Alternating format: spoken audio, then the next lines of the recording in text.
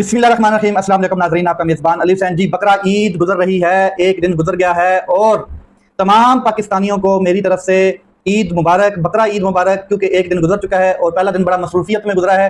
ज़ाहिर है कुर्बानी करनी होती है हर शख्स ने, तो कुर्बानी की जब बात आती है तो फिर इमरान खान साहब ने जो मैसेज दिया है वो बताना चाहता हूँ कि क्या मैसेज है इमरान खान साहब का। क्योंकि इमरान खान साहब ने भी कौम को कहा है कि अब कुर्बानी का टाइम आ चुका है। ये ईद चौथी ईद है जो इमरान खान साहब इस टाइम जेल में गुजार रहे हैं। पहली 3 ईदें भी इमरान खान साहब ने जेल में गुजारी हैं। आज की ये जो ईद है ये भी इमरान खान साहब चौथी बार जेल में गुजार रहे हैं। और वही मोराल, वही जदोजहद, वही जो एक जुनूनियत है इमरान खान साहब की राय हक के लिए और वही हकीकी आज़ादी के लिए इमरान खान साहब का पैगाम मैं आपके साथ शेयर कर देता हूँ। इमरान खान साहब ने कहा है कि तमाम पाकिस्तानियों को मेरी तरफ से ईद उल अज़हा मुबारक हो। पाकिस्तान इस वक्त बड़े मुश्किल हालात से गुजर रहा है और जिन हालात से पाकिस्तान गुजर रहा है इनमें सबसे बड़ी कुर्बानी हक की कुर्बानी है। जाहिर है राय हक पे जो कुर्बानी दी जाती है, जिसका जहाद के हवाले से भी जिक्र किया जाता है, तो इमरान खान साहब ने वो जहाद का जिक्र किया है कि राय हक में निकलना अफजल जहाद है। पाकिस्तान को दरपेश मसाइल का इसी वक्त खात्मा हो सकता है जब ये कौम मुत्तहिद होकर हकीकी आज़ादी की जदोजहद करे और किसी किस्म की कुर्बानी देने से दरेग ना करे, हर किस्म की कुर्बानी देने के लिए तैयार रहे। और मैं भी कुर्बानी देने के लिए तैयार हूं, ये इमरान खान साहब ने क्लियर कर दिया है। इमरान खान साहब ने कहा है कि मुझे किसी किस्म की कुर्बानी देने से कोई खौफ नहीं है और मैं इसको हक समझता हूं। ये राय हक पे जान देना अफजल जिहाद है। ये इमरान खान साहब का मैसेज था कुर्बानी की ईद के ऊपर, अपनी कौम के लिए, पूरे पाकिस्तान के लिए। और साथ में इमरान खान साहब ने कहा कि मुझ समेत जितने तमाम के तमाम असीरान कैद हैं इसी नीयत से जिहाद कर रहे हैं। क्योंकि मौलाना रूमी साहब का उन्होंने कॉल जो है वो शेयर किया है कि इंसान को अल्लाह ताला ने जब पर दिए हैं तो वो चूंटी की तरह क्यों रेंगता है, वो कीड़े मकोड़ों की तरह क्यों रेंगता है, उसको रेंगना नहीं चाहिए कीड़े मकोड़ों की तरह। तो हमारे लिए ये जो मौलाना रूमी साहब का कॉल है ये मशले राह है। तो इमरान खान साहब तो ईद वाले दिन ईद की नमाज नहीं पढ़ने दी गई। वजह क्या बताई जाती है जी? वजह यह है कि इमरान खान साहब जो है वो जिस जेल में है, अडयाला जेल में, उसमें सिक्योरिटी रीजंस की वजह से इमरान खान साहब को नमाज नहीं पढ़ने दी गई। यानी कि पूरी जेल में लोगों ने ईद उल अज़हा की नमाज पढ़ी, उस कर्नल साहब ने भी नमाज पढ़ी, वो ताकतवर का जो कर्नल वहां पर मौजूद है, लेकिन उस कर्नल के हुक्म के ताबे होते हुए इंतजामिया ने अडयाला जेल की इमरान खान साहब को नमाज नहीं पढ़ने दी ईद की। हालांकि इमरान खान साहब अडयाला जेल के अंदर हैं और इमरान खान साहब हाई सिक्योरिटी में है, हाई अलर्ट सिक्योरिटी जिसे कहते हैं, Z+ सिक्योरिटी जो है उसमें, और फिर भी ताकतवर को इतना खौफ है कि उसने इमरान खान साहब को नमाज नहीं पढ़ने दी। और ये कितनी बदबख्ती है ऐसे जाहिल लोगों के लिए जो एक इंसान को अल्लाह की सामने झुकने नहीं देते, सजदा तक नहीं करने देते, उसकी इबादत में रुकावट बनते हैं। ये पहले भी हुआ है, ये कोई आज नई बात नहीं है कि इमरान खान साहब को नमाज नहीं पढ़ने दी गई, ये पहले भी हुआ है। खैर, नौरीन खान साहब जो है उन्होंने बड़ा अहम मैसेज दिया है। उन्होंने कहा है कि ये चाहते हैं कि इमरान खान साहब 9 मई को तस्लीम कर लें ताकि इनका जो जुल्म, जो जबर है, जो कत्ल है, ये जायज हो जाए। जो इन्होंने जुल्म सितम फस्तायत की है पूरे 2-3 साल में, वो जायज शक्ल इख्तियार कर ले कि वाकई इमरान खान साहब ने 9 मई को तस्लीम कर लिया है और ये जो कुछ हुआ था इमरान खान साहब के कहने पे हुआ था। अब जो कुछ इसका रिएक्शन आया है तो वो भी सच है, जायज है। तो रियासत ने जो कुछ बेगैरती की, मां बन के अपने बच्चों को कत्ल किया 26 नवंबर तक, ये सब कुछ जो है वो जायज करार दिया जाए। तो इमरान खान साहब जो है वो कहते हैं कि ले आए CCTV फुटेज, तो अगर मैं मुजरिम हूं तो मैं हाजिर हूं और अगर कोई और मुजरिम है तो फिर उसको सजा होनी चाहिए। ये इमरान खान का मौका है और वो इसके ऊपर डटे हुए हैं। 9 मई को मैं खुद, नौरीन खान साहबा कहती हैं कि कमांडर हाउस जो है, जिसको जिनाह हाउस बाद में डिक्लेयर किया जाता है कोर कमांडर हाउस, उसके बाहर थी, हमारे सामने एक बच्चे के दिमाग में गोली मारी गई, उसका जो मिक है जिसे दिमाग कहते हैं वो बाहर आ गया। और क्या वो इंसान का बच्चा नहीं था, वो जानवर का बच्चा था। तो इनके आला ओहदेदारान, एस्टेब्लिशमेंट के आला जो ओहदेदारान है वो ये कहते हैं कि हसान नियाजी ने पतलूनें उठाई और लटकाई और दिखाई। तो पतलूनें उठाने की सजा क्या 10 साल कैद होती है? इसकी सजा लोगों के दिमाग में गोलियां मारना होती है। ये नूरीन खान साहब कह रही हैं। उन्होंने कहा कि इमरान खान ने अकेले आजाद नहीं होना है। अच्छा, ये बड़ी अहम स्टेटमेंट है। इमरान खान साहब ने अब अकेले आजाद नहीं होना है। अब इमरान खान साहब ने अपनी आजादी के साथ इस मुल्क की आजादी करानी है, इस जमहूरियत को आजाद कराना है। इस मुल्क में जो जमहूरियत डीरेल हो चुकी है, अदलिया को बहाल कराना है, अदलिया की आजादी होनी है साथ। और यही वजह है कि इमरान खान को कहा जा रहा है बार बार कि आप अपनी जात तक बात करें, आप मुल्क के जो मामलात हैं या मुल्क की जो खुद मुख्तियारी है, जो मुल्क की एक रिट है, उस पर बात ना करें। जो हमने झुल्लू फेर दिया है अदलिया को कंट्रोल करके, इदारों को कंट्रोल करके, जमहूरियत की मां बहन करके, उसके ऊपर बात ना करें। और यही वजह है कि इमरान खान साहब कैद में है। अगर इमरान खान साहब अपने बारे में, अपनी जात के बारे में बात करते हैं तो फिर इमरान खान साहब के ऊपर सख्तियां भी नहीं होती। अगर इमरान खान साहब कौम को ये शऊर देते हुए नजर आते हैं उनके हर मैसेज में, कभी वो अर्दली कह रहे हैं हुकूमत को, कभी वो यजीद का टाइटल दिया जा रहा है ताकतवर को, कभी इमरान खान साहब जंगल का बादशाह कहते हुए नजर आते हैं, कभी इनको कठपुतलियां कहते हुए नजर आते हैं और कभी इनको लेले कहते हुए नजर आते हैं, कभी इनको भेड़ू कह रहे हैं इमरान खान साहब।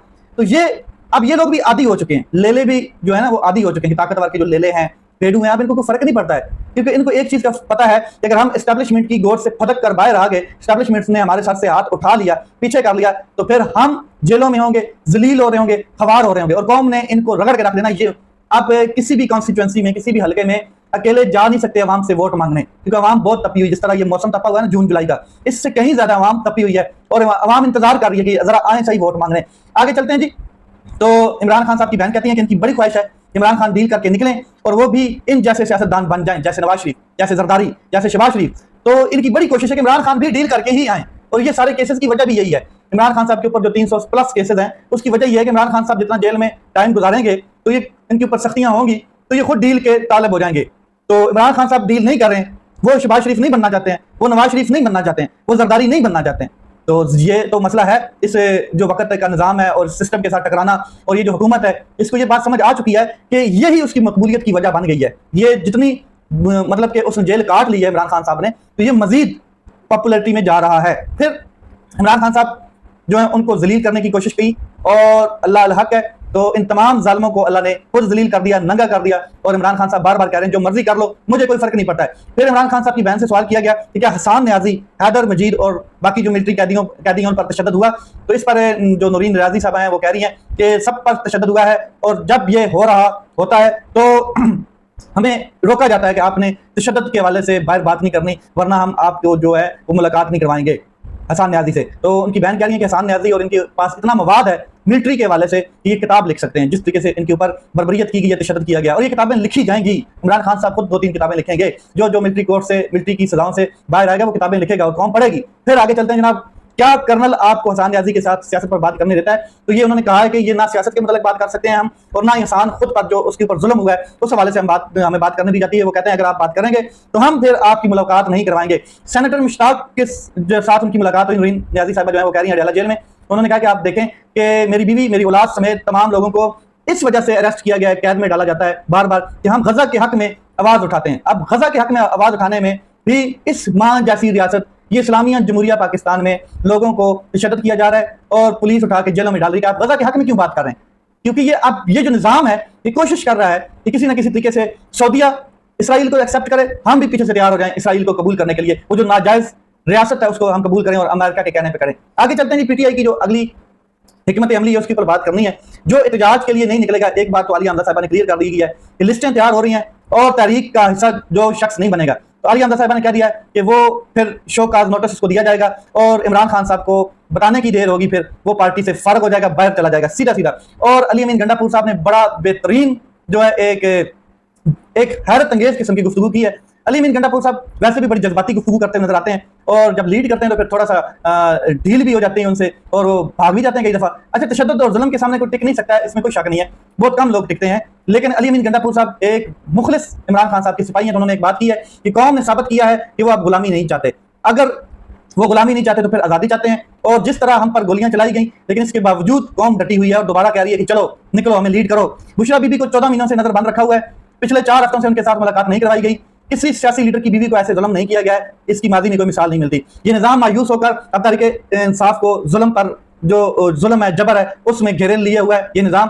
तो अली अमीन गंडापुर साहब कह रहे हैं कि हम भी फिर इस निजाम से मायूस हो चुके हैं और अब तहरीक शुरू करने जा रहे हैं। हम डंडे के जोर पर गुलाम नहीं बनेंगे, बल्कि डंडे के जवाब में डंडा उठाएंगे और गोली के जवाब में गोली भी चलाएंगे। अब ये बात जो है अली अमीन गंडापुर साहब की, ये ताकतवर हलकों के लिए एक जो मैं आपको बता दूं कि सीधी चपेड़ है कि अगर आपने गोली चलाई, ये मैसेज है, खुला नंगा मैसेज है, तो फिर हम भी गोली चलाएंगे। निजाम के वो फिरौन जो हमें गुलाम बनाना चाहते हैं, इनके खिलाफ सड़कों पर निकलेंगे और इनके खिलाफ आवाजें उठाएंगे। बाकी फैसला अल्लाह के हक में है और अल्लाह के हाथ में, और अल्लाह ही अल हक है, वही फैसला जानता है। इसके बाद उन्होंने कहा कि हम जोरे बाजू से जुल्म को शिकस्त देंगे जो हमें तहफ़्फ़ुज़ नहीं बल्कि हमें गुलाम बनाना चाहता है। इसके साथ मुज़ाकरात के हवाले से उन्होंने बात की है कि मुज़ाकरात की दावत देकर एस्टैब्लिशमेंट को हमने मौका दिया था कि इस्लाह करें अपनी, लेकिन अगर कोई इस्लाह नहीं कर रहा तो फिर कुर्बानियां हम देंगे और अपनी कौम की आज़ादी के लिए इमरान खान के नजरिए पर चलते हुए कौम की जंग लड़ेंगे। इसके बाद अली अमीन गंडापुर साहब कहते हैं कि शेर कुछ अरसे के लिए अगर खामोश हुआ है तो कुत्ते समझने लगे हैं खुद को जंगल का बादशाह। ये बड़ी अहम स्टेटमेंट है। इमरान खान साहब जंगल का बादशाह किसको कहते हैं ये आपको पता है, और यहाँ पर अली अमीन गंडापुर साहब कह रहे हैं कि अगर शेर कुछ अरसे के लिए खामोश हुआ है तो इसका मतलब ये नहीं है कि कुत्ते अपने आप को जंगल का बादशाह समझ लें।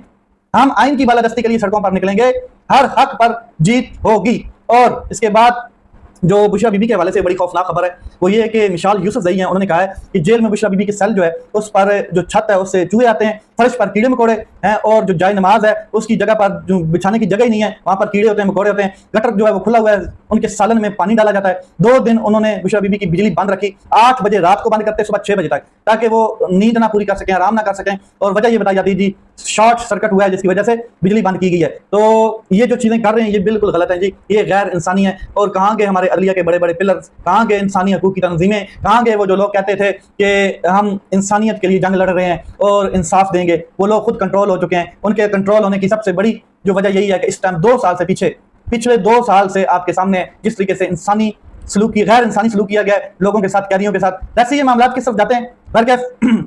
एक चीज तो मैं आपको बता दूं कि जब भी इंटरनेशनल प्रेशर आता है, जब भी कोई एहतजाजी प्रेशर आता है, जब भी कोई तहरीक चलाने का प्रेशर आता है, तो इमरान खान साहब के हवाले से खबरें शुरू हो जाती हैं कि उनके साथ कोई मुज़ाकरात हो रहे हैं, उनके साथ कोई डील की बात हो रही है, कोई डाला जेल पहुंच चुका है, कोई बात करने जा चुका है, कोई शख्स ये ताकतवर का। तो ये सब झूठी खबरें। इमरान खान साहब ने कहा कि ऐसा कुछ नहीं है, बल्कि जब भी ऐसी कोई तहरीक या एहतजाज की हम कॉल देते हैं तो ये लोग ये खबरें स्पेकुलेट करते हैं और रूमर्स फैलाते हैं ताकि लगे एक तासुर जाए कि डायलॉग हो रहे हैं। तो मैं आपको बता दूं कि जो अहमद बिफर साहब हैं उन्होंने एक बड़ी अहम स्टेटमेंट दी है, वो बड़ी जरूरी है, मैं आपके साथ शेयर कर दूं कि फील्ड मार्शल जो होता है वो रियासती इदारे का एक मुलाजिम होता है। इमरान खान को पैटर्न इन चीफ का नाम जो है वो पार्टी ने दिया है। इमरान खान इस कौम के पैटर्न इन चीफ हैं और इनका कोई मुआवजा नहीं हो सकता किसी सरकारी मुलाजिम से। अपना ख्याल रखें, अपने भाई के इस चैनल का ख्याल रखें। पाकिस्तान जिंदाबाद।